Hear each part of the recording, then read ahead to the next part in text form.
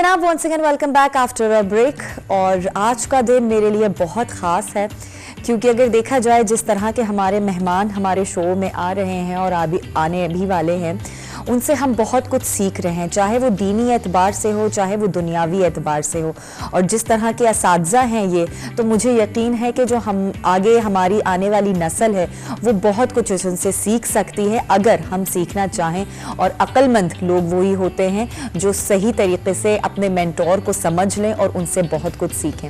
आज मुझे भी मौका मिल रहा है, जैसे कि आपने देखा कारी सैयद सदाकत साहब हमारे साथ मौजूद थे, वो भी एक दीनी एतबार से हमारे एक बहुत बड़े रहनुमा हैं, हमारे उस्ताद हैं, उनसे हम बहुत कुछ सीखते हैं। इसी तरह से हमारी एक दुनियावी मीडियम जो हमारा टेलीविज़न है, उसके एक बहुत बेहतरीन उस्ताद हमारे साथ आज यहाँ पे मौजूद हैं। न्यूज़ एंकरिंग के तौर पर उन्होंने अपने करियर का आगाज़ किया, बेहतरीन न्यूज़ कास्टर रहे। और मेरे ख्याल से आजकल की जो जनरेशन है जो आज इस फील्ड में कदम रखना चाहते हैं, वो उनसे बहुत कुछ सीखते होंगे और किस तरह से उन्हें फॉलो कर रहे हैं या नहीं कर रहे हैं, ये हम उनके एक्सपीरियंस से भी जानेंगे और देखेंगे कि क्या फ़र्क था उस पुराने दौर में जब पाकिस्तान टेलीविज़न का आगाज़ हुआ था, या वो एक वक्त था, वो दौर था जहां बिल्कुल एक मुख्तलिफ अंदाज में न्यूज़ ट्रांसमिशंस होती थी, और अब किस तरह से होती हैं, तो हमें थोड़ा सा फ़र्क पता ज़रूर चलेगा। तो आइए बिना टाइम वेस्ट किए हुए उन्हें वेलकम करते हैं। हमारे साथ यहाँ पे मौजूद है दी ग्रेट मसरूर काज़मी साहब। अस्सलाम वालेकुम जी। वालेकुम अस्सलाम। कैसे हैं सर? अल्लाह का शुक्र है, आप सुनाएं। बिल्कुल ठीक ठाक। मैं थोड़ा सा घबरा रही हूँ क्योंकि उस्ताद फिर उस्ताद ही होता है, चाहे वो किसी फील्ड का हो, आपको सिखा के जरूर कुछ जाता है।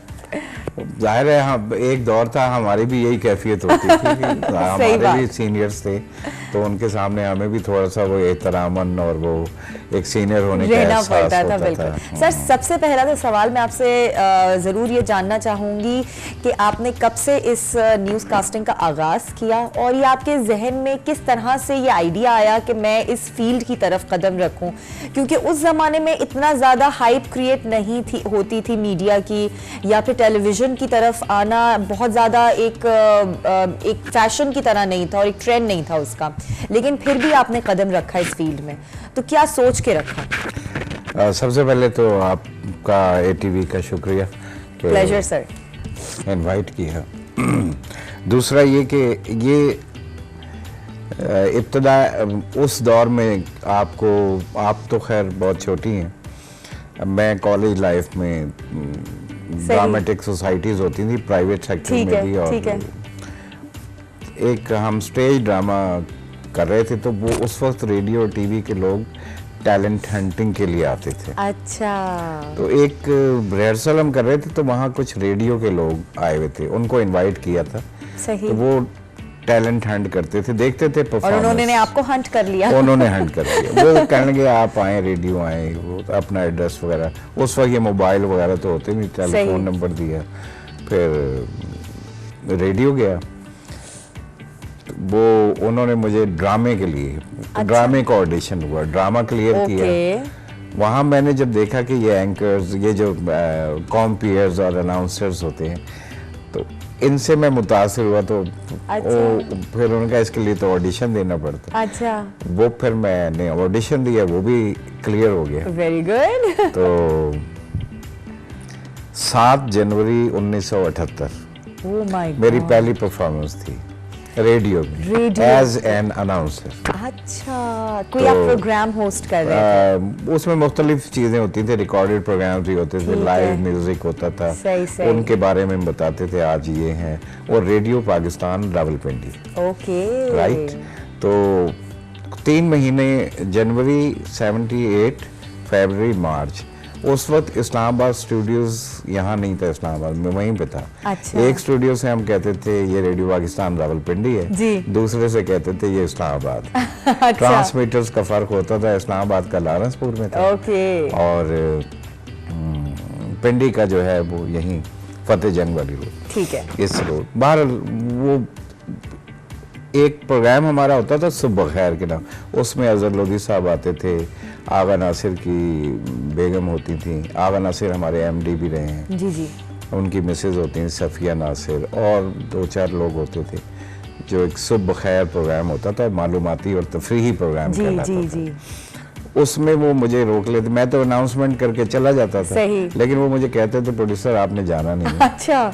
बीच में कोई सेगमेंट होता था पढ़ने वाला, कोई इनोवेशन हुई है, कोई ऐसे कटिंग्स वगैरह होती थी पेपर्स की या रिसर्च वगैरह कोई होती थी, तो ये आपने हमारा पढ़ना करना है जरूर, ठीक है। उन दिनों में आरिफ राना साहब जो नीलाम घर के प्रोड्यूसर थे, जिन्होंने नीलाम घर स्टार्ट किया था तारिक अजीज, वो कराची से ट्रांसफर होकर यहाँ आए थे इस्लामाबाद, तो वो उस प्रोग्राम में आया करते थे। अच्छा। उन्होंने मुझे पढ़ते हुए और ये परफॉर्म करते हुए देखा, उन्होंने भी आपके टैलेंट को भांप तो लिया। उन्होंने कहा कि एक दिन प्रोग्राम करके बाहर निकले तो कंधे पे हाथ रख के बाहर बातें करते हुए, तो वो मुझे कहते हैं शाह जी तुम साढ़े नाल आ जाओ। अच्छा। ये रेडियो वाले आवाज बना देंगे ने, शक्ल वगाड़ देंगे ने। मैं कहा अच्छा जी, मैंने कहा आप बुलाएंगे तो आएंगे। तो यहाँ ये 1980 की बात है, 2 साल बीत गए थे, इस वक्त हम पैदा भी नहीं हुए थे। जी।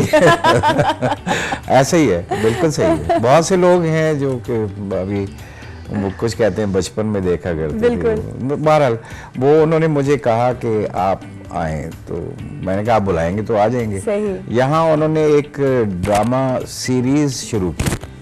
सीरीज में आपको पता है हर हफ्ते एक नई कहानी होती थी। बिल्कुल 50 मिनट का एक प्ले होता था। टाइटल उसका एक ही था, घरौंदे, मतलब घरौंदों से मुताल्लिक घरेलू इश्यूज के ऊपर होगा, सोशल इश्यूज पर होता था, पूरी कहानी होती थी।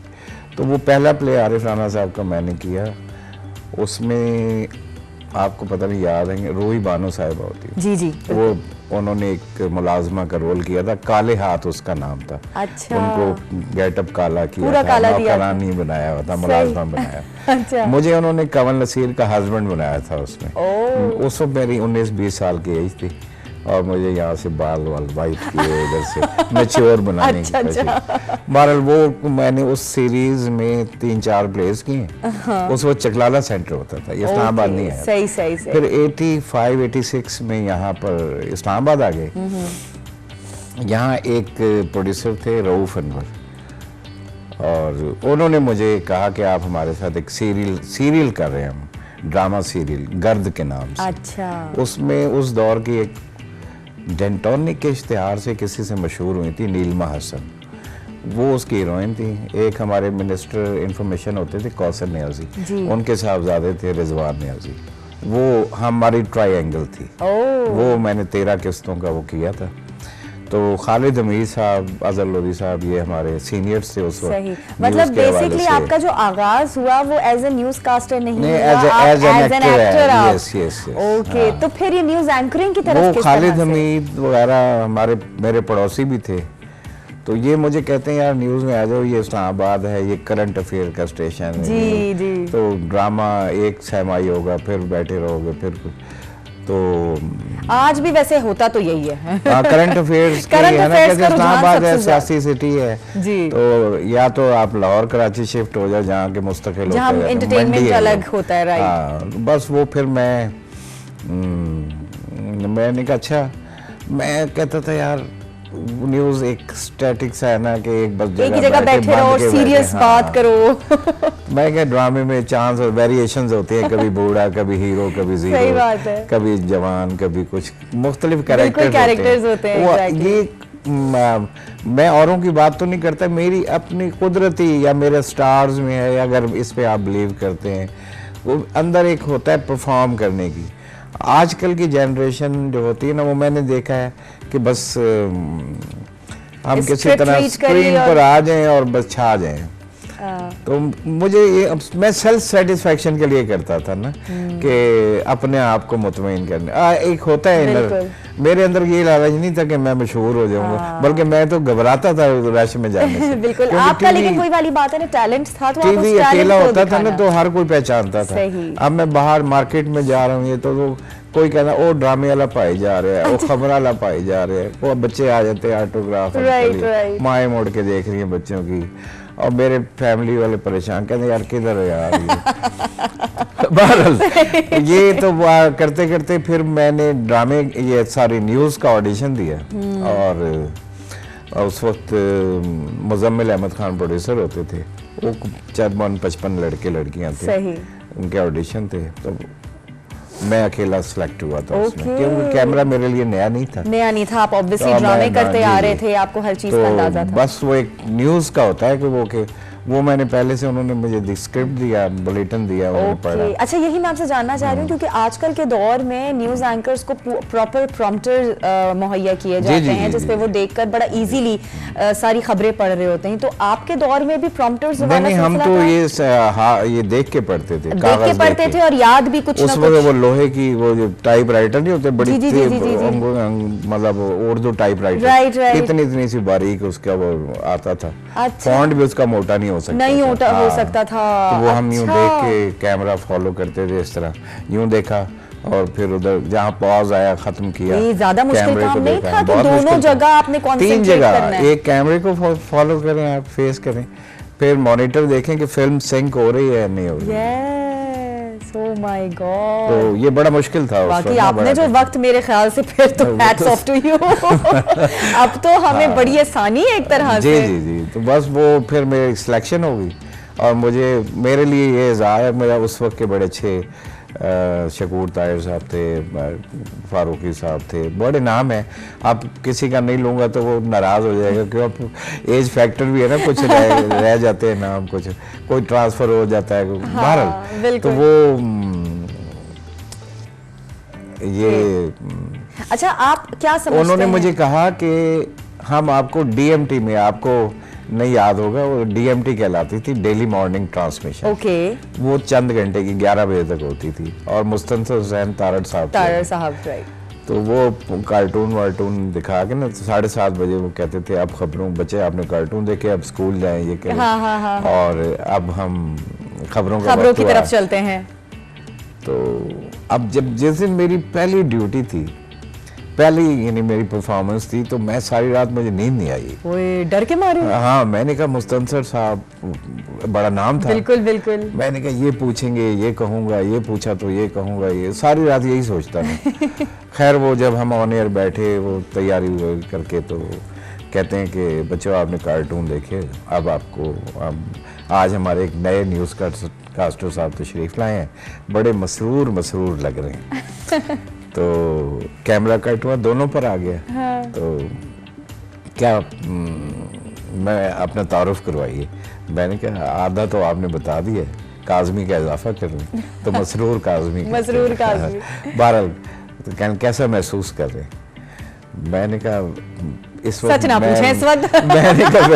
मैंने कहा वैसे ही महसूस कर रहा हूँ जैसे आपने पहली मर्तबा कैमरे। क्या बात है। तो वो कहेंगे नहीं आप मुझसे तो बहुत बेहतर महसूस कर रहे। बिस्मिल्लाह कीजिए। बस ये सारी रात सोचने के बाद ये दो सवाल इसने मेरी जान निकाली।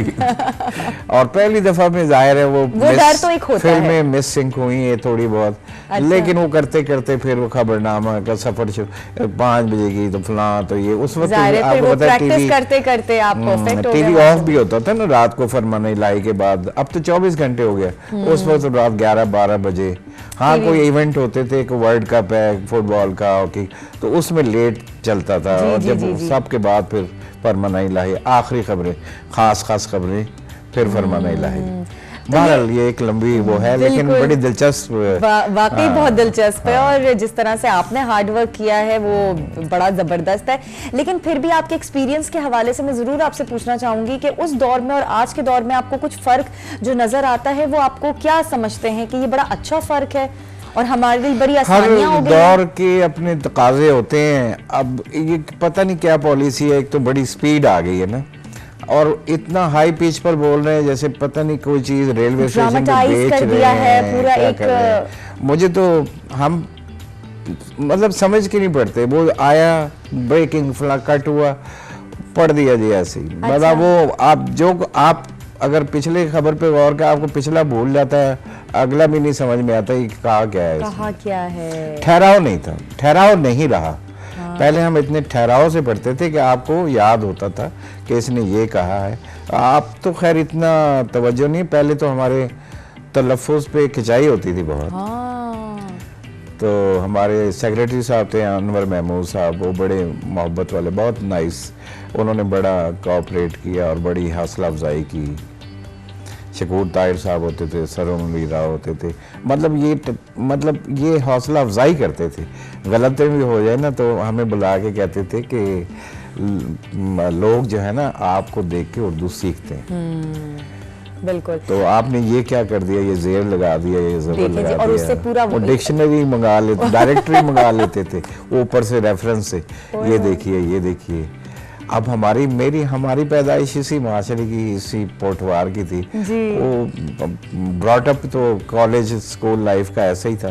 सही। तो वो थोड़ा बहुत तलफ़ुज़ में, लेकिन बाद में जब मेहनत की तो फिर जाहिर है वो फिर। अच्छा, आजकल के दौर में इतने मुख्तलिफ न्यूज़ चैनल्स आ गए हैं, रोज़ किसी न किसी एक नए न्यूज़ चैनल का इजाफा होता चला जा रहा है। आपको क्या लगता है, क्योंकि ज़रा पहले पिछले दौर में इस तरह से तो सिलसिला नहीं था, इतना कंपटीशन भी नहीं था, तो आपको लगता है कि ये सही है कि इस तरह से ये चैनल्स बढ़ते चले जा रहे हैं, या हमें इसका किसी तरीके के नुकसान हो रहा है? मेरे तो ख्याल है कि अब वो किसी को दिलचस्पी, मैं अब अपने घर की मिसाल दे सकता हूँ, क्योंकि वो घर से ही पता चल जाता है बाहर का ना, क्योंकि ये भी माशरे का, हमारी फैमिली भी माशरे का हिस्सा ही है। व्यूअर्स तो घर से ही शुरू होते हैं। जी, तो वो उनसे अंदाजा होता है, इधर से हाथ में रिमोट है, इधर गया, नहीं समझ आया, रिमोट चेंज किया, उधर कर लिया।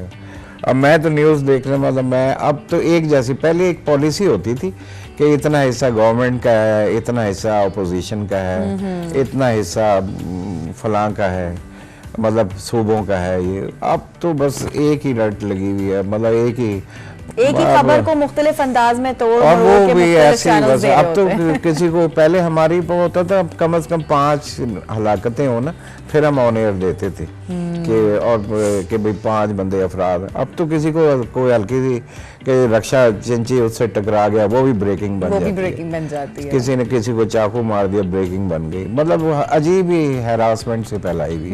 बिल्कुल सही बात है। अपनी अट्रैक्शन और रेटिंग के चक्कर में मेरा ख्याल पड़े। सही वाकई आपका बड़ा खूबसूरत गोल्डन दौर था जो वक्त आपने देखा है, हम तो उससे नहीं गुजर सके। और जाहिर है आजकल के दौर में, मैं इस दौर को बुरा नहीं कह रहा, लेकिन हर एक के अपने तकाजे होते हैं। आज के दौर के ये तकाजे हैं, फास्ट है जी, लाइफ फास्ट हो गई, लाइफ फास्ट हो गई है।